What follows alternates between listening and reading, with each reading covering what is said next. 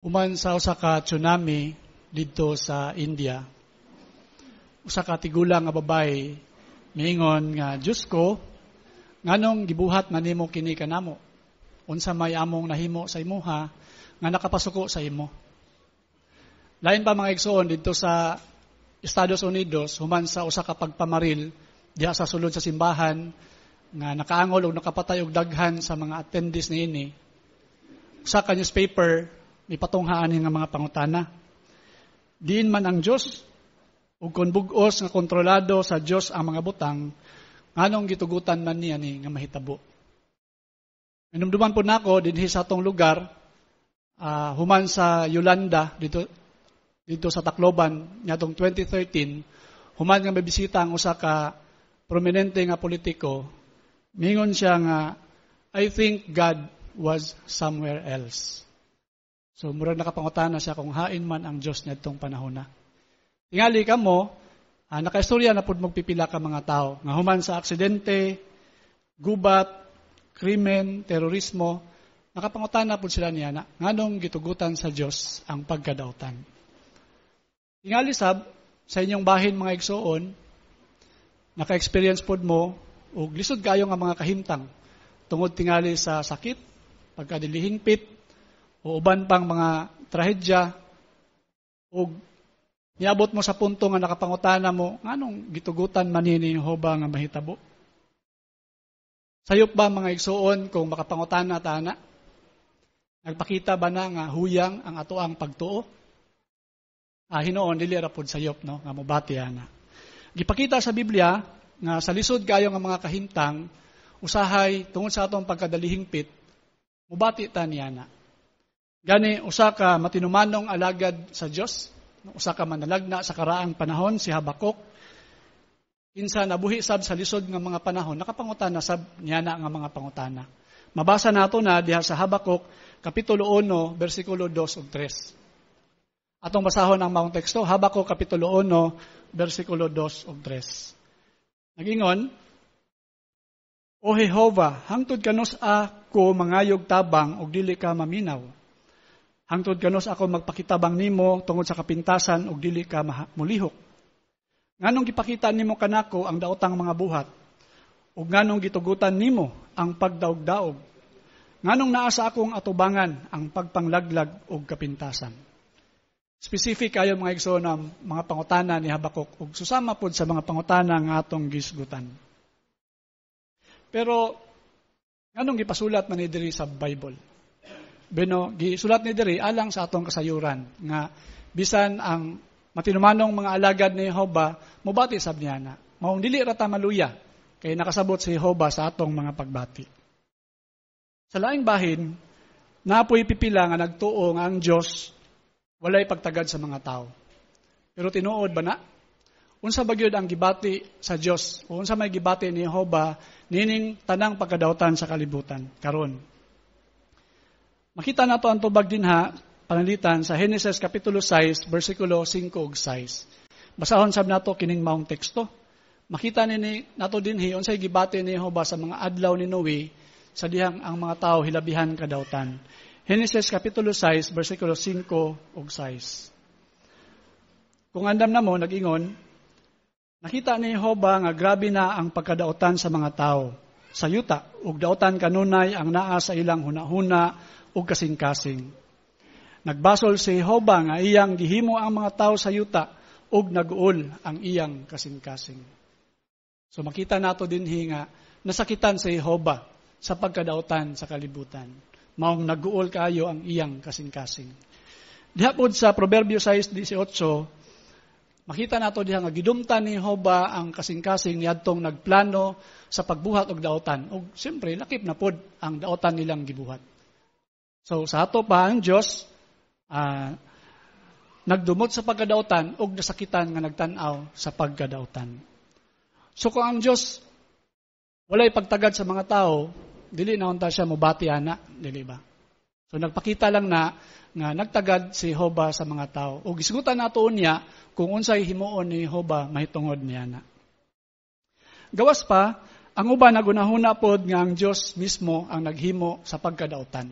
So na mga tao nga mahingunan Ang Dios may naghimo ana. Pero tinaw ang gitubag sa Biblia diya sa Job 34:10 nga nag-ingon nga ang matuod nga Dios dili gyud mobuhat og pagkadautan ug halayo ra sa labing gamhanan nga mohimog sayop nga binuhatan. Sa mao gyapon nga kapitulo sa Job 34 diya sa bersikulo 12 gipasiugda dinha nga dili gyud motuis si Joba sa hustisya. So kung ang Dios nagdumot sa pagkadautan ug nahigugma sa hustisya, mubuhat ba siya og pagka-inhustisya? Pinagi sa pagpatay sa daghang inosenteng mga tao, lakip sa mga bata, pinagi sa krimen, gubat, kalamidad? Dili gyud. Maong makasiguro ta nga dili gikan kang Jehova ang pagkadautan. Ang Dios masabtan nato karon mga igsuon nga nagdumot sa pagkadautan, no? Dili tinuod nga wala siya nagtagad sa mga tao o ang Dios mao ang naghimo sa pagkadautan, dili na siya tinuod. Pero daghang mga tao nangutana nga kung ang Dios gamhanan, gugma og labing gamhanan. So kung moingon tag labing gamhanan, makahimo siya sa pagpahunong sa tanang mga pag-antos. Pero makapangutana ang uban, anong wala man niya gihimo? Kung ang Dios nagdumot sa pagkadautan, nganong iya man ang gitugutan? So ni-come up sila ning usa ka argumento nga dili daw mahimo nga kining tulo ka kamatuoran magdungan pagkatinuod. Una, ang Dios gamhanan sa nga tanan, ikaduha ang Dios mahigugmaon og maayo, ug ikatulo kani makita nato karon nga ang daotang panghitabo padayong nagakahitabo. Ang ikatulo na amang ginano makita nato. Posible daw nga ang usa sa duha dili tinuod. Kay pananglitan kung nakita nato ang padayon nga pagkadautan sa kalibutan, basin kon ang Dios dili gyud gamhanan kay nganong wala man siya makahimo sa pagpahunong. Or kung tinuod ng Dios, ang Dios labing gamhanan, basin dili gyud siya mahigugmaon ug wala siya magtagad sa mga tao. Pero kana ang argumento, kana nga panghuna-huna sa mga tao nagpakita lang nga wala nila bug-os makaplagi ang makapatagbang tubag kun nganong gitugutan sa Dios ang pagkadautan. Bisan gani mga igsoon, ikasubong ang ubang mga leader sa relihiyon, wala po sila masayod sa tubag ana. Ang pipila nila miingon nga kining pagkadili masabtan sa nganong gitugutan sa Dios ang pagkadautan, bahin ni siya sa pagkadili masabtan sa Dios. Bahin daw siya sa pagkamisteryoso sa Dios. Pero wala ba gyud maghatag ang Biblia og tin-aw nga tubag? So kuhay niya na ang Biblia naghatag og igong impormasyon aron atong masabtan kung nganong gitugutan sa Dios ang pag-antos. Una nato natubagon, isgutan nato ning duha ka kamatuoran. Una, ang Dios wala magdalang og usa ka daotang kalibutan. Sa dihang gilalang niya ang unang magtiayon, gilalang sila nga hingpit. Gibutang sila sa usa ka nindot kayo nga tanaman sa Eden. Gusto sa Dios nga nindot kayo ang katuyuan sa Dios alang nila. Gusto sa Dios nga mabuhi sila diha nga malipayon, walay sakit, walay pagkatigulang, o mabuhi hangtod sa hangtod. So layo ra sa kahimtang karon. Ikaduha, wala maglalang ang Dios og Satanas. Ingon man gud sa uban nga ang Dios naman po naghimo kang Satanas para sulayan sa Adan og sa Eva, og sulayan po ang ubang mga tao kung naabig sila pagtuo sa Dios. Pero wala na gitudlo sa Biblia. Ang gitudlo sa Biblia nga gihilalang ni Jehova, lakip na ang intelihenteng mga linalang sa langit, ang mga anghel nga hingpit. Human nga gilalang ni Jehova ang kalibutan, no, mitanaw siya o ang yuta, mitanaw siya o nakita niya nga maayo ang iyang gihimo. So, sa sinugdan, wala maglalang sa Jehova o daot nga kalibutan. Pero, kung sa sinugdan, maayo ang sinugdanan, kanus aday nagsugod ang pagkadautan. Nagsugod ang pagkadautan, dihang ang usa sa mga anghel nga gilalang ni Jehova, natugkan og tinguha nga pagasimbahon. Ug katong iyahang hakog nga tinguha, mitubo, nagdaldal siya sa pagrebelde batok sa Dios. Ug gidaldal po niya ang ubang mga anghel sa langit, lakip ang unang ginikanan si Adan ug si Eva sa pagrebelde kauban niya. Ikasubo nga si Adan ug si Eva imbes modapig sa Dios kay wala sila makaila niadtong maong anghel, pero midapig sila sa maong anghel. Nga sa ulahi, nailhan natong si Satanas nga yawa. Tungod kay siya maoy tigbutang-butang ug mapasipalahon. So lahi na pud nga pangutana, anong wala man laglaga dayon ni Jehova katong mga rebelde didto sa tanaman sa Eden? Wala to gilaglag ni Jehova tungod sa unibersohanong mga isyu nga mitungha didto sa tanaman sa Eden. Balikan nato ang nahitabo mga igsoon sa tanaman sa Eden. Basahon nato ang Genesis Kapitulo 3, versikulo 1 ug 6, aron bugos natong masabtan kining maong mga isyu ug atong masabtan kung nganong gitugutan sa Dios ang pagkadawtan. Genesis 3, 1 hangtod sa 6. Kung andam na mo, nagingon, ang tanang ihalas nga mananap sa yuta nga gibuhat ni Jehovah nga Dios, ang halas mao ang labing mabinantayon, busa mingon kini sa babay. Tinuod ba nga mingon ang Dios nga dili mo angay mukaon sa bunga sa tanang kahoy sa tanaman? Ang babay mingon sa halas, makakaon mi sa bunga sa mga kahoy sa tanaman. Apan bahin sa kahoy nga naa sa tunga sa tanaman, ang Dios nag-ingon, ayaw gayud ninyo kan-a o hikapa ang bunga niini, kay kun himuon ninyo kini, kamo mamatay. Sa 4, ang halas mingon sa babay, dili tinuod nga mamatay mo, kay nahibalo ang Dios nga sa mismong adlaw nga mukaon mo sa bunga niini, ang inyong mga mata mabuka, ug maparihas mo sa Dios nga mahibalo sa maayo ug dawtan. Niana nakita sa babay nga ang bunga sa kahoy maayong kaunon ug tilinguhaon kaayo. Oo lami tan-awon. Busa siya mikuhag bunga niini ug mikaon. Dihang kauban na niya ang yambana, iya kining gihatagan ug mikaon usab kini. Unsa mga isyu dinhi mga igsoon? Una, ibutang-butangan ni Satanas si Jehovah nga bakakon. Sa dihang mingon si Eva nga mingon magud ang Dios nga kung mukaon miya na mamatay mi. Mingon si Satanas, dili mo mamatay. Diya sa bersikulo 4, dili tinuod nga mamatay mo.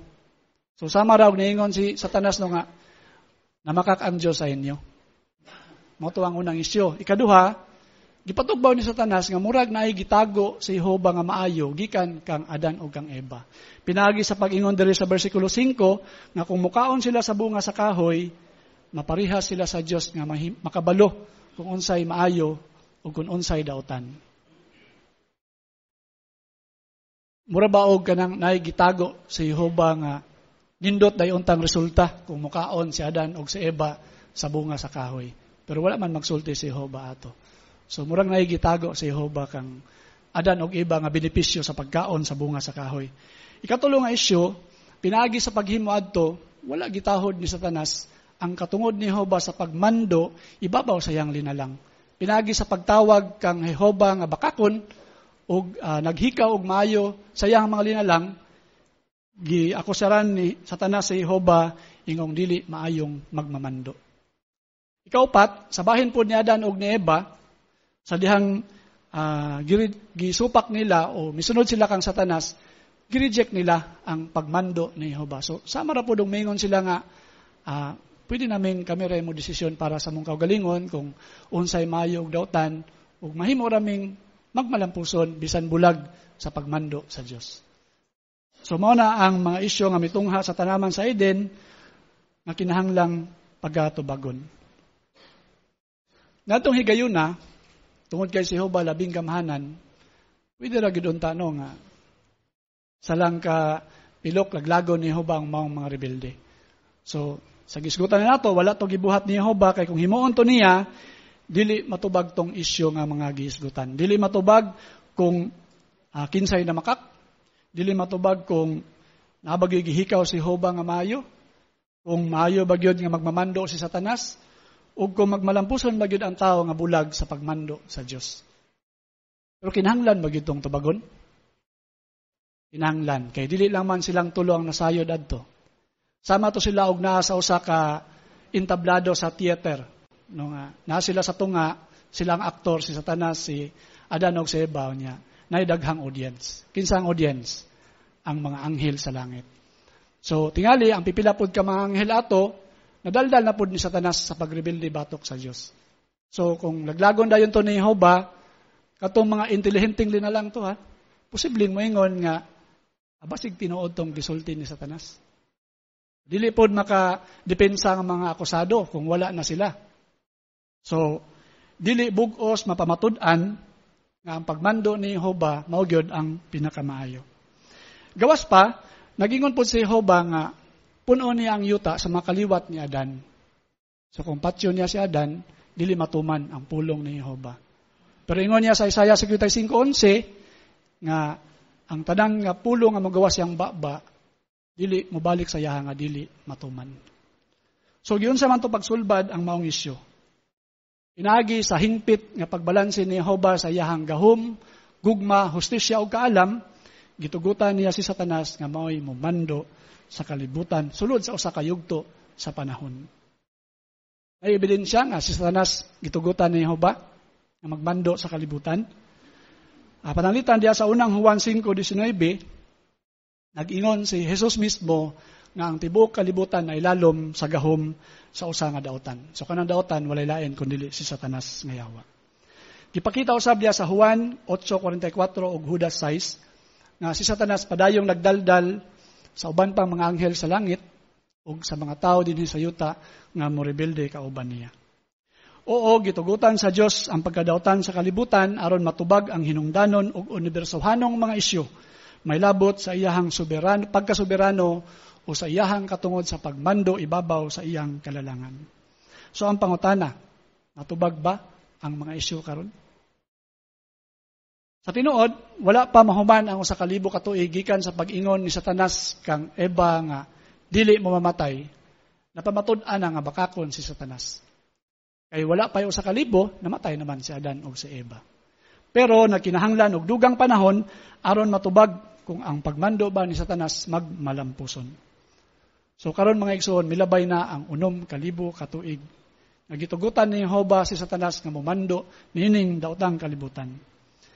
Ang pangutana, nakahatag ba ni og tinuod nga kagawasan og dumalayong kalipay ang pagka-independente gikan sa Dios? Wala no. Klaro kayo sa mga ebidensya nga atong makita nga ang pagmando ni Satanas, ang pagmando sa tao, miresulta hinuon og grabing pag-antos, gubat, pagdaog-daog, sakit, ug kamatayon. So sakto kayo ang paghubit sa Ecclesiastes 8:9 sa kahimtang sa pagmando sa tao. Basahon nato ang maong teksto, Ecclesiastes Kapitulo 8, versikulo 9. Kung andam na mo, nag-ingon, kining tanan nakita nako o kinasingkasing nakong gipamalandong ang tanang ginabuhat ilalom sa adlaw. Sulod sa panahon nga ang tao nagmando sa tao alang sa iyang ikadaot. So panahon pa sa pagsulat sa Biblia, nakita na nga ang tao nagmando alang sa iyang ikadaot. Ug ang gubat kalibutan 1 ug 2 na nahitabo sa milabay nga siglo, nagpakita sa grabing kadaot nga gipahinabo sa pagmando sa tao. Karon sa atong modernong panahon, klaro kayo ang kahakog sa tao. Makita nato ang korupsyon sa bisan asa nga ahensya sa gobyerno. Naghimo na sa pipila ka mga tao nga adunahan, pero nagpasamot sa kalisod sa kadaghanan. Gisulayan na sa mga tao ang lain-lain matang sa panggamhanan, apan pakyas kini sa pagpatungha og tinuod nga kalipay ug kasiguruhan alang sa kadaghanang mga sakop niini. Mong insakto na pod ang Biblia diya sa Jeremias 10:23 nga dili gyud magbalampuson ang tao sa pagmando sa iyang kaugalingon nga bulag sa Dios. Kasubo mga igsoon nga dili exempted ang mga alagad ni Jehova sa resulta sa daotan nga pagmando ni Satanas nga yawa. Pero dili ta maluya kay sama sa atong gisgutan, gidumtan ni Jehova ang pagkadaotan ug naa siya'y tinudlong panahon nga kining tanan iyang pagatapuson. Gawas pa nahibalo pod kayo sa Jehova ug nakasabot sa ato ang gibati no, sama sa iyang nakita kang Habakuk. So nahibalo si Jehova sa atong mga pag-antos, maong nagtagana siya kanato og mga paghupay. Unsa man panalitan ang paghupay nga gitagana ni Jehova sa tuwa, ang iyahang mga saad. So mabasa tag isa karon sa kasaad ni Jehova nga makapahupay nato gikan sa tanan nga mga pag-antos nga atong giatubang. Basahon nato ang Salmo kapitulo 37 bersikulo 9 ug 11. Salmo 37 9 ug 11. Nagingon, kaya ang mga daotan pagalaglagon, apan ang mga nagalaom kang Jehova man nag-iya sa yuta. Sa dili na madugay ang daotan mawala na. Pangitaon nimo sila sa ilang nahimutangan, apan wala sila didto. Sa 11, apan ang mga maaghop man nag-iya sa yuta, ug mabatonan nila ang tumang kalipay tungod sa kadagaya sa pakigdait. So, makita nato diya sa teksto nga naay tinudlong panahon si Jehova nga tapuson niya mga daotan. Bisan pag pangitaon nato sila, asa sila, dili na sila makaplagan. So makapahupay nga dili day ta hangtod sa hangtod nga magantos. No, dili day natugutan ni Jehova hangtod sa hangtod. Tapuso niya na sa iyahang tinudlong panahon. Gawas pa kadtong mga matarong nga nag-alagad sa Dios adunay maayong paabuton. Karon mga igsoon, naluya ba ka tungod sa pagkadaotan sa kalibutan? Susama gyud ang atong kahimtang sa kahimtang ni Habakuk.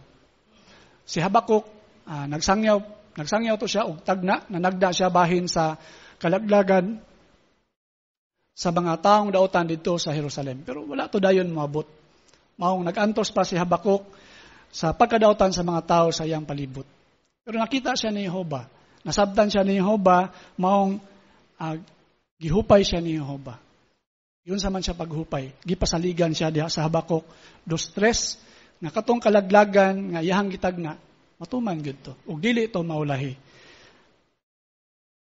Maong gidasig niya si Habakuk nga padayon nga magpaabot. Unsa man ang tinamdan o response ni Habakuk sa dihang iyahan natong nasabtan tong mga pangutana yang gipangutana o gipasaligan siya ni Jehova nga matapos gyud ang maong pagkadaotan. Makapadasig kayo ang tinamdan ni Habakuk mga igsoon nga mabasa nato diya sa Habakuk kapitulo 3 bersikulo 17 ug 18. Basahon nato ang maong teksto. Habakuk, kapitulo 3, versikulo 17 ug 18. Kung Adam na mo nag-ingon, bisag dili mamulak ang kahoy igos, ug dili mamunga ang mga punuan sa ubas. Bisag walay bunga ang ulibo, ug walay maani sa kaumahan. Bisag wala na'y karnero sa turil, ug wala na'y baka sa mga kwadra. Apan para kanako ako magsadya kang Jehova, maglipay ko sa Dios sa akong kaluwasan. So, bisan pag mawala na itong mga butang nga nagsustento sa kinabuhi, nga mga hinungdan, nga mamunga ang igos, mamunga ang ubas, bisag mawala to. Pero determinado si Habakuk nga musalig og mulaom kang Jehova. So, nabato na ni Habakuk ang kining mahulatong tinamdan. So, sama nato mga igsoon, nagsangyaw pud ta sa kalaglagan ining daotang kalibutan ni Satanas. Takip na ang nindot nga mga saad ni Jehova.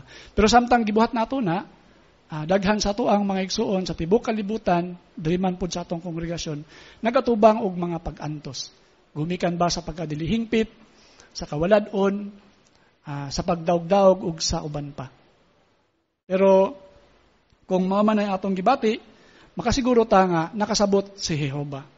Ug sama kang Habakuk, ihapod tang gihupay. Yun sa manta paghupay ni Jehova. Gihupay ta ni Jehova dili lang sa paghatag sa iyang mga saad. Maong makalaom ta mga igsuon nga masundog nato ang mahulatong tinamdan ni Habakuk kay gawa sa mga saad ni Jehova gitagan-an pud ta niya og tabang karon pinagi sa iyang balaang espiritu gitabangan ta niya nga malig-on sa pag-atubang sa mga pagsulay. Nya napod ang matinumanon o maalamong ulipon nga sa hustong panahon nagtagana sa atong espiritual nga pagkaon nagdasig nato pinaagi sa mga panagkatigom nga sama niini. Ug napod ang atong mga igsuon dili lang dinhi sa tibok kalibutan nga mutabang nato panahon sa mga kalisdanan. Sa hinaot nga sundugon nato si Habakuk nga mulaom ug musalig kang Jehova ug batunan ang mahulatong tinamdan.